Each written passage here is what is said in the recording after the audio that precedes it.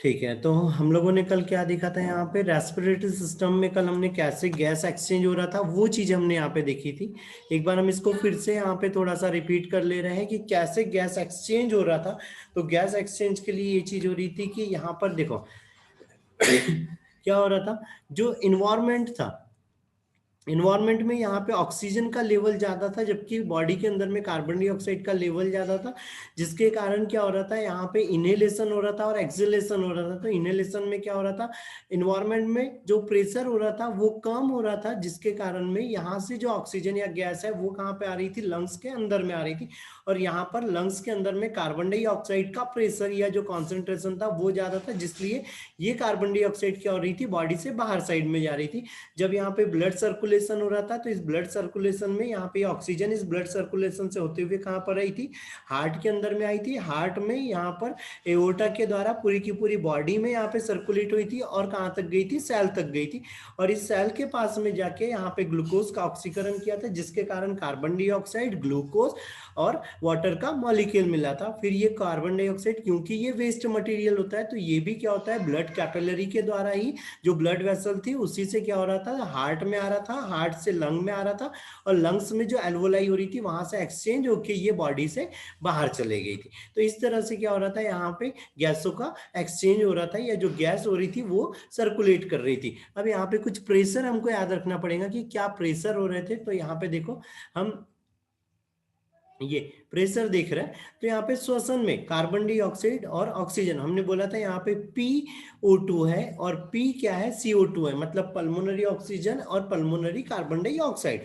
वायुमंडल में यहाँ पे अभी जो दिया है ये नंबर्स काय के लिए, उसके प्रेशर के लिए कि कहाँ पर किस चीज का प्रेशर कितना हो रहा है। तो सबसे पहले यहाँ पे वायुमंडलीय प्रेशर, हवा मतलब जो इन्वायरमेंट में जो एयर है उसका क्या प्रेशर हो रहा था। तो कार्बन डाइऑक्साइड का देखो 159 mmHg। अब यहाँ पे ये यूनिट भी याद रखना पड़ेगा, mmHg।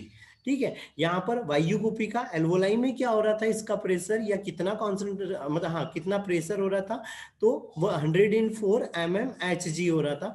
फिर ब्लड के अंदर में कितना हो रहा था, तो 40 mmHg हो रहा था।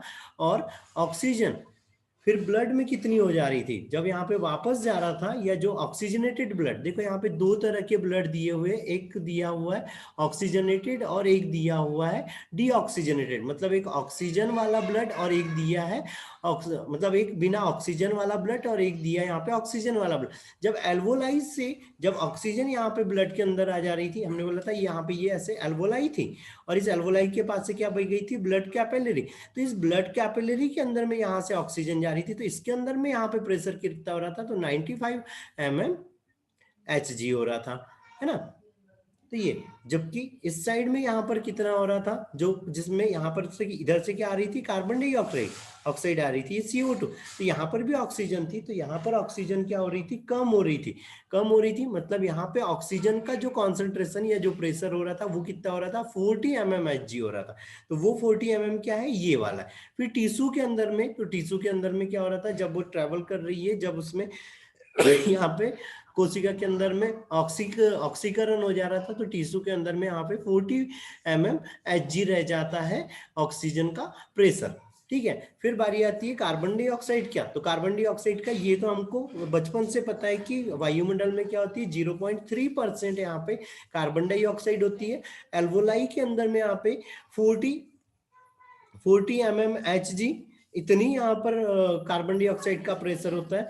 जबकि जो डीऑक्सीजनेटेड ब्लड हमने बोला उसके अंदर में क्या थी, यहाँ डीऑक्सीजनेटेड मतलब क्या हो रहा था, कार्बन डाइऑक्साइड इसके अंदर में यहाँ प्रेजेंट थी, कि भाई ये CO2 इसके अंदर में प्रेजेंट थी। तो कितनी हो रही थी, कितना प्रेशर हो रहा था यहाँ पे, 40 mmHg।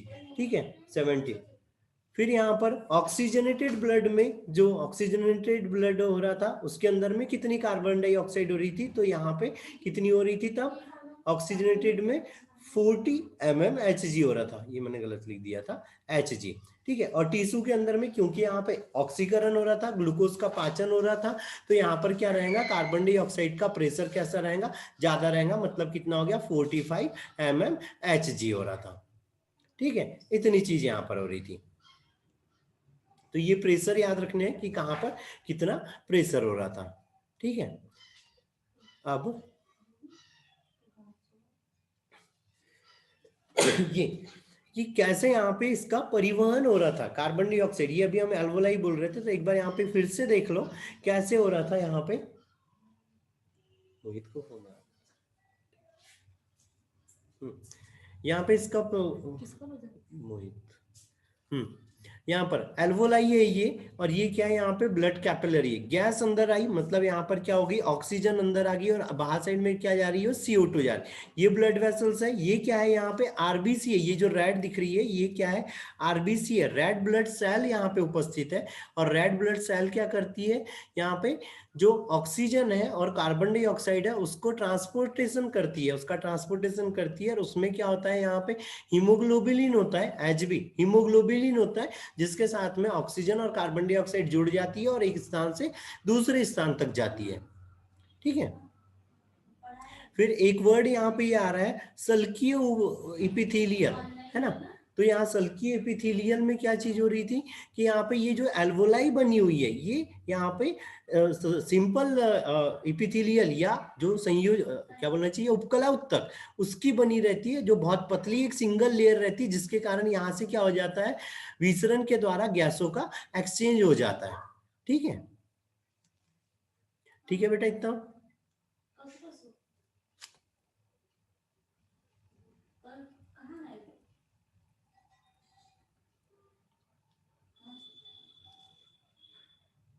एक सेकेंड,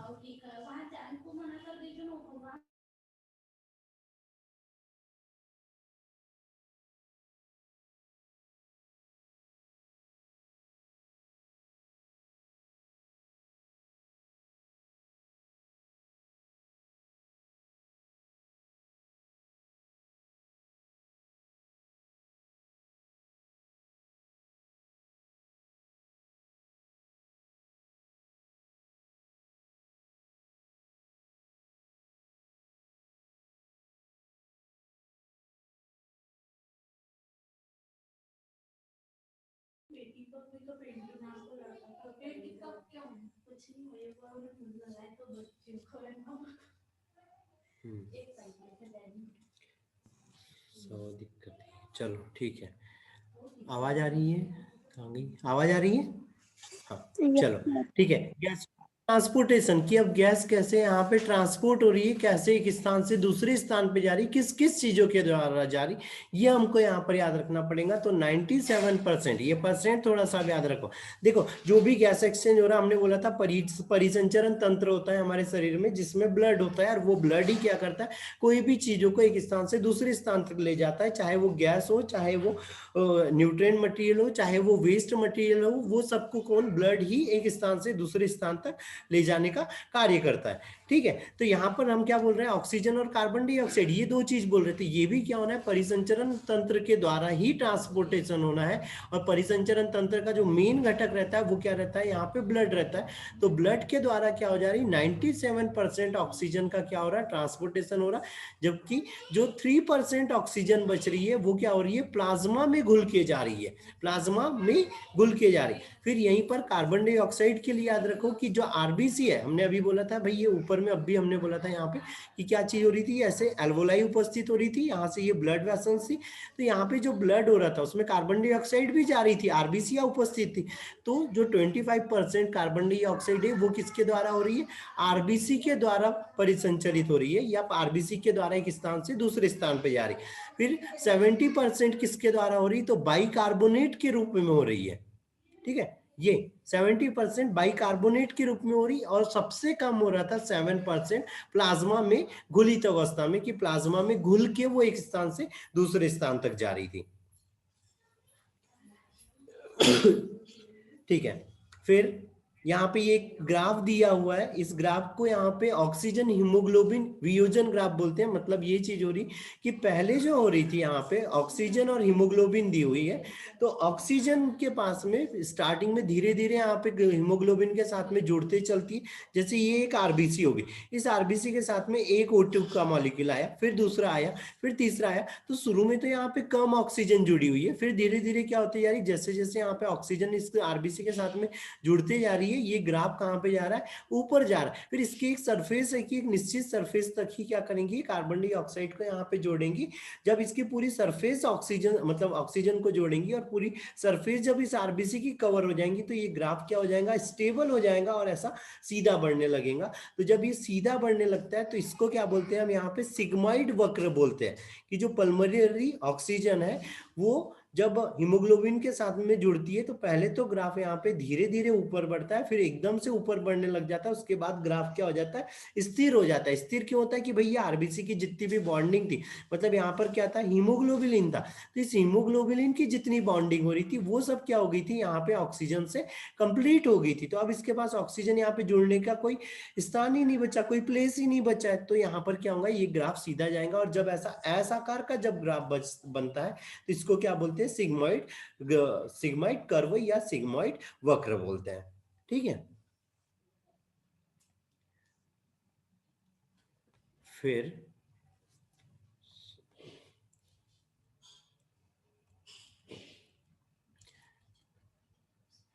कहाँ गया, एक सेकंड, ऊपर चले गया। ठीक है, ये तो हो गया ऑक्सीजन का मतलब गैसों का हो गया। अब ऑक्सीजन कैसे जा रही है, तो ऑक्सीजन कैसे जाती है, हीमोग्लोबिन के साथ में जुड़ जाती है और ऑक्सी हीमोग्लोबिन बना लेती है।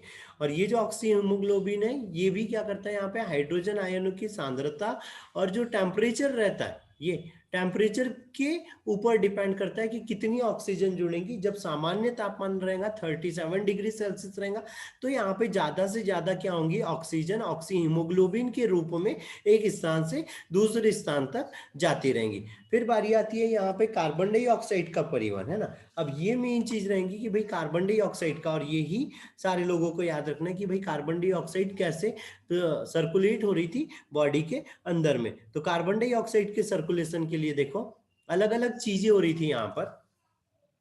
तो क्या हो रहा था यहाँ पे, कार्बन डाइऑक्साइड में कार्बनिक अम्ल के रूप में, है ना, कार्बो एमिनो हिमो, अच्छा एक ये पहले देख लो, कार्बो ये क्या कार्बोमिनो क्या है, क्या है यार,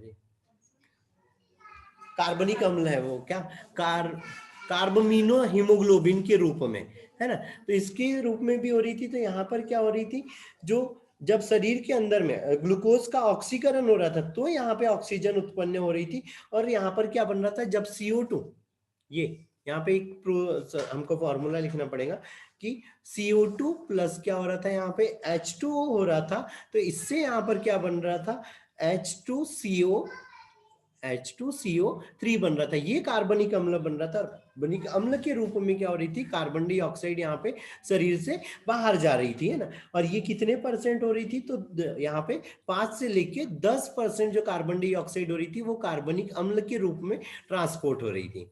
ठीक है, दूसरी चीज आती है बाइकार्बोनेट के रूप में। तो बाइकार्बोनेट के रूप में हमने बोला था यहाँ पे 70 से लेके 75% जो कार्बन डाइऑक्साइड हो रही, ये CO2 हो रही, वो ट्रांसपोर्ट हो रही थी। और इसमें हेल्प कौन कर रहा था, सोडियम आयन कर रहा था और पोटेशियम आयन कर रहा था। ये दो आयन मिलकर क्या कर रहे थे, यहाँ पे बाइकार्बोनेट बना रहे थे, और पोटेशियम बाइकार्बोनेट बना रहे थे, सोडियम बाइकार्बोनेट बना रहे थे, और बॉडी से कार्बन डाइऑक्साइड बाहर हो रही थी। तो यहाँ पर क्या बन रहा था, यहाँ पे ये HCO3 था, ये किसके साथ मिल रहा है, यहाँ पे Na+ के साथ में मिल रहा है। तो यहाँ पर क्या बना ले रहा था ये, अब यहाँ पे NaHCO3 बना रहा था, सोडियम बाइकार्बोनेट बना रहा था। ऐसे ही यहाँ पे पोटेशियम के साथ में जब कार्बन डाइऑक्साइड यहाँ पे क्रिया कर रही थी तो यहाँ पे कौन सा कार्बोनेट बन रहा था, यहाँ पे बन रहा था पोटेशियम बाइकार्बोनेट बन रहा था। और इसके रूप में क्या हो रही थी, जो कार्बन डाइऑक्साइड हो रही थी वो बाहर जा रही थी। ठीक है, ये दो चीजें नोट कर लो, सोडियम बाइकार्बोनेट और पोटेशियम बाइकार्बोनेट, इनके रूप में कार्बन डाइऑक्साइड का ट्रांसपोर्टेशन हो रहा था। ठीक है, अब अगली चीज हमने बोला हीमोग्लोबिन आरबीसी के साथ में भी जा रही थी। तो हीमोग्लोबिन के साथ में जा रही थी तो Hb+CO2, अब ये क्या बना रही थी, यहाँ पे कार्बोक्सी हीमोग्लोबिन बना रही थी, मतलब HbCO2 4। ठीक है, कार्बोक्सी हीमोग्लोबिन बना रही थी, और इसके रूप में भी क्या हो रही थी, कार्बन डाइऑक्साइड बाहर जा रही थी। और कितनी जा रही थी इसके रूप में, यहाँ पे 10% जा रही थी, ठीक है। फिर कार्बो एमिनो यौगिक, कार्बो एमिनो यौगिक के रूप में कैसे जा रही थी, यहाँ पे प्रोटीन हो रहा था, प्रोटीन हो रहा था प्लस प्लाज्मा हो रहा था, इनके साथ में यहाँ पे कार्बन डाइऑक्साइड जुड़ रही थी, और क्या बना रही थी, यहाँ पे कार्बनिक एमिनो एसिड बना रही थी, और इसके रूप में यहाँ पे 10% कार्बन डाइऑक्साइड का ट्रांसपोर्टेशन हो रहा था, ठीक है। तो इतनी चीजें याद रखना है यहाँ पे, और कार्बन डाइऑक्साइड का परिवहन और ऑक्सीजन का परिवहन की कैसे हो रही थी, ये याद रखना है, ठीक है।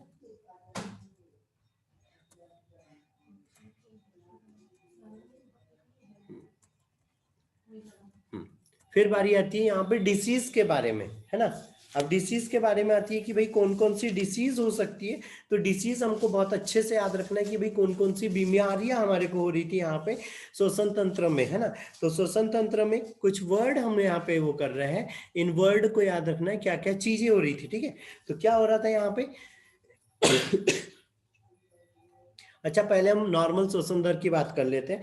तो नॉर्मल श्वसन दर, तो या ब्रीथिंग रेट, है ना। तो क्या चीज हो रही थी मेल के अंदर में, मेल में क्या हो रही थी यहाँ पे 13 से लेके 18 ब्रीथ पर मिनट हो रही थी, ठीक है।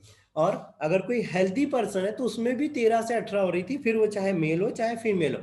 फीमेल के अंदर में अगर हम बात कर रहे हैं तो कितनी हो रही, 15 से लेके 22 ब्रीथ पर मिनट हो रही थी। अगर हम छोटे बेबी जो जस्ट जन्म लिया है उसकी रहेंगी यहाँ पे 40 से लेके 70 ब्रीथ पर मिनट, ये चीज याद रखना, ठीक है। ये नोट कर लो। ठीक है।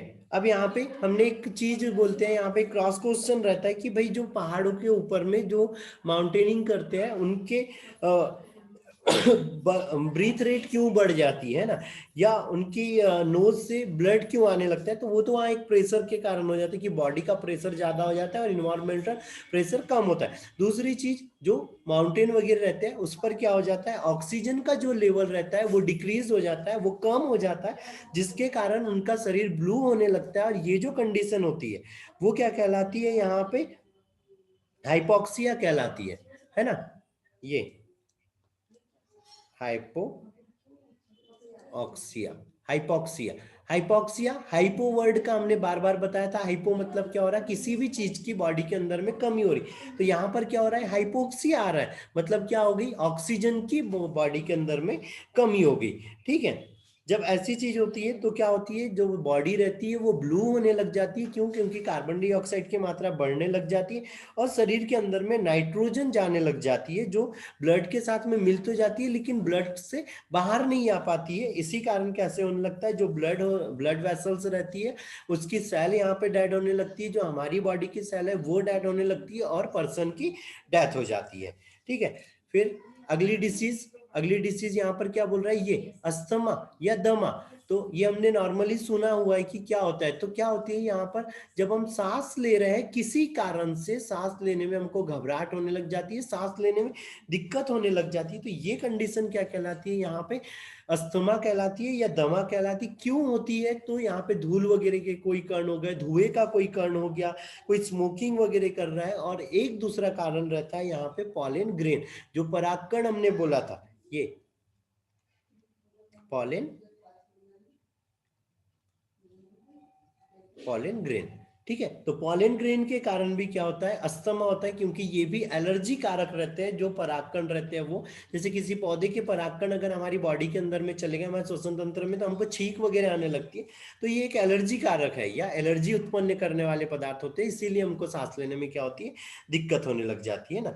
अगली चीज आ रही है यहाँ पे ब्रोंकाइटिस। मैंने बताया था आइटिस वर्ड जहां पर भी जुड़ रहा है, मतलब वहां पे क्या हो जा रहा है, कोई भी इंफेक्शन हो जा रहा है। तो ये कहाँ पे आइटिस हुआ है, मतलब इन्फेक्शन कहाँ पे हुआ है, ब्रोंकाई में, मतलब ब्रोंकाई के अंदर में क्या हो गया, यहाँ पे इन्फेक्शन हो गया, जिसके कारण उसके अंदर में क्या हो जाएंगी, यहाँ पे स्वेलिंग आ जाएंगी, थोड़ी सी बर्निंग सेंसेशन आने लगेगा, जलन होने लगेगी, और कंटिन्यू हमको यहाँ पे खांसी आने लगेगी, और अंदर साइड में लंग्स में म्यूकस का भी प्रोडक्शन होने लगेगा या म्यूकस स्टोर होने लगेगा, ठीक है। फिर अगली चीज आती है यहाँ पे इम्फिजीमा।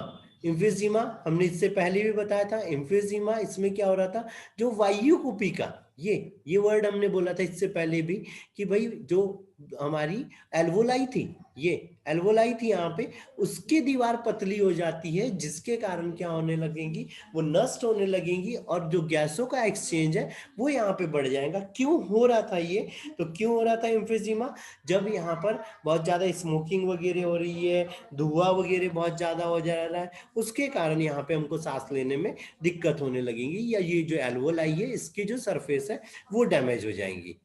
ठीक है। अगली चीज आती है यहाँ पे ऑक्यूपेशनल रेस्पिरेटरी डिसीज। तो ऑक्यूपेशनल हमने बताया था, ऑक्यूपेशनल मतलब क्या हो रहा है भाई, कहीं काम वगैरह कर रहा है ना, तो जैसे कहीं पत्थर वगैरह की घिसाई हो रही है, कहीं प्लास्टिक मटेरियल पीस रहा है, यहाँ पे कांच वगैरह बन रहा है, जहाँ पे टाइल्स वगैरह बन रही है, ये ऐसी जो फैक्ट्री हो गई, या जहाँ पे कपड़ा वगैरह बन रहा है, कपड़ा साफ हो रहा है, कॉटन साफ हो रहा है, वहां पर जो मटेरियल है, जो भी कोई डस्ट पार्टिकल है, वो बहुत ज्यादा उड़ने लगेंगे और वो हमारे रेस्पिरेटरी सिस्टम में जाके जमा होंगे और वो इन्फेक्शन वगैरह प्रोड्यूस करेंगे, जिसके कारण हमको सांस लेने में दिक्कत होगी और उस पर्सन को रेस्पिरेटरी सिस्टम से रिलेटेड प्रॉब्लम हो जाएंगी, गैस एक्सचेंज वगैरह अच्छे से नहीं हो पाएगा, है ना। ठीक है।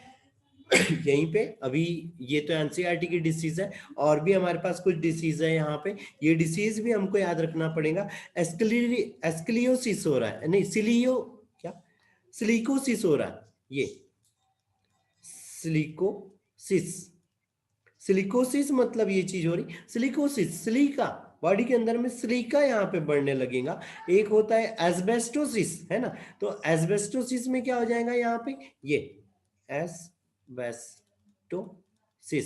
एस्बेस्टोस की मात्रा शरीर में ज्यादा होने लगेगी, जिसके कारण हमारे लंग्स और एल्वोलाई में यहाँ पे सूजन आ जाएंगी, स्वेलिंग आ जाएंगी और हम अच्छे से ब्रीथ नहीं कर पाएंगे। ठीक है। अगली चीज आती है यहाँ पे, सबसे मेन हमको ये देखने को मिलता है निमोनिया।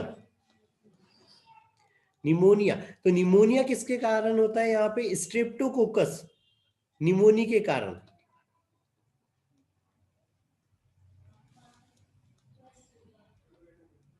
स्ट्रेप्टोकोकस निमोनी के कारण, स्ट्रेप्टोकोकस निमोनी के कारण हो रहा है ना, ये स्ट्रेप्टोकोकस निमोनी के कारण हो रहा है। ये क्या है, एक कोकाई बैक्टीरिया है, जो किसी कारण से या किसी माध्यम से या संक्रमित हवा में जाने के कारण ये हमारी एल्वोलाई में आ जाता है, और जिसके कारण एल्वोलाई के अंदर में सूजन आ जाती है और वहां पे फ्लूइड में आकर के जमा होने लग जाता है। और जब एल्वोलाई में, हमने इससे पहले बताया था कि एल्वोलाई में क्या हो रहा है, यहाँ पर अगर फ्लूइड अगर आके जमा होने लग गया, तो यहाँ पे ये फ्लूइड के कारण गैस एक्सचेंज नहीं होगा और ब्रीथिंग साउंड आने लगेगा।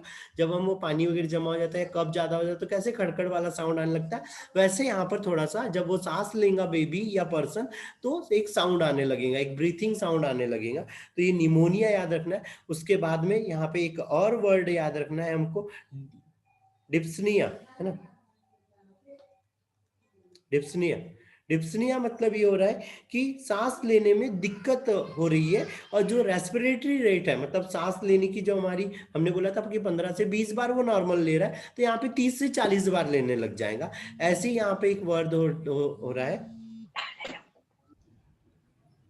टेकेपनिया, है ना। टेकेपनिया मतलब क्या हो रहा था यहाँ पर, कि जब हमारी ब्रीथिंग रेट कम हो जा रही, अभी हम नॉर्मल 15 से 20 ले रहे थे, अब क्या हो जाएंगी 5 से 10 हो गई, तो ये कंडीशन क्या कहलाती है, टेकेपनिया कहलाती है। और यहाँ पे डिप्सनिया मतलब ब्रीथिंग रेट क्या हो रही थी, इंक्रीज हो रही थी। इतनी चीजें हमको याद रखना है। फिर दूसरी चीज, अब एकदम ये लास्ट चीज है, तो लास्ट चीज में हमको ये याद रखना है कि कौन कौन सी प्रोसेस होती है। तो एक होता है यहाँ पे ग्लाइकोलाइसिस होता है, ये ग्लाइकोलाइसिस होता है, मतलब ग्लूकोज का ऑक्सीकरण होता है। एक से यहाँ पे क्रैब्स साइकिल चलते रहती है, ये क्रैब साइकिल चलते रहती है। और एक चलता है यहाँ पे इलेक्ट्रॉन ट्रांसपोर्ट सिस्टम चलता है, कि इलेक्ट्रॉनों का भी ट्रांसपोर्ट होता है, जिसके कारण में कोई भी गैस वगैरह हम एक्सचेंज कर सकते हैं, फूड मटेरियल वगैरह एक्सचेंज होता है, वेस्ट मटेरियल एक्सचेंज होता है ट्रांसपोर्ट चेन के द्वारा, इलेक्ट्रॉन ट्रांसपोर्ट चेन के द्वारा। तो इतनी चीजें हमको यहाँ पे याद रखनी इस चैप्टर से। ठीक है। हम्म। अब यहाँ पे अभी डिस्कनेक्ट हो जाएगा थोड़ी देर बाद, दोबारा कनेक्ट करना है क्या? या चैप्टर तो वैसे अगर ऐसे देख रहे हैं तो खत्म हो रहा है, कल अपने नोट्स वो जो मैंने अभी ग्रुप में डाले नोट्स कंप्लीट करो, उसके बाद में फिर मैं उसके क्वेश्चन आंसर बता दूंगा। या अगर अभी किसी के पास अगर नोट्स खुले हुए हैं तो बताओ। पर मेरे हिसाब से ये आंसर सभी लोगों को सामने ही रह के अगर एक्सप्लेन करे तो ज्यादा अच्छा रहेगा। ठीक है, बता बोलो बोलो बेटा, माइक को अनम्यूट करो और बोलो। सर मैंने सारे क्वेश्चंस कर लिए कॉपी में। कर ली है, पर ये कौन बोला? मेरे को ये सुना ही नहीं आया। मैंने पीडीएफ सारा कर लिया। कर ली है, ठीक है। सारे लोगों हाँ, को पीडीएफ कंप्लीट करनी है ना, नोट करनी है। वापस भेज देना अगर उनको नहीं मिला तो। हाँ मैंने ग्रुप में और कर दिया है, वो कर लो और कल मॉर्निंग में आ जाओ, है ना। ठीक है, तो आज का चैप्टर इतना ही। आगे नेक्स्ट चैप्टर हम डाइजेस्टिव सिस्टम देखेंगे, ठीक है।